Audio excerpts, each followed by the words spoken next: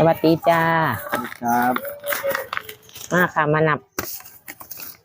ซ่องขาปลาน้ำกันจ้ะนับยอดไปตรงพระอาจารย์ก่อนขาปลาบันหวยบ่ซื่นวันที่15เนาะค่ะเนาะ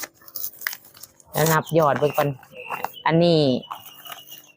สายแอดดาเด้อนี่สายแอดดาพี่น้องแอดดาหลายเป็นรวมอนุโมทนาบุญน้ำกันทั้งพี่น้องชาวไทยทั้งพี่น้องชาวเมียนมานับถนนงานบุญหลายอนุโมทนาบุญน้ำกันเด้อเฮ็ดหน่อยเฮ็ดหลายเพราะว่ากันขออนุโมทนาบุญให้ทุกท่านทั้งเพื่อนทั้งพี่ทั้งแม่น้องเ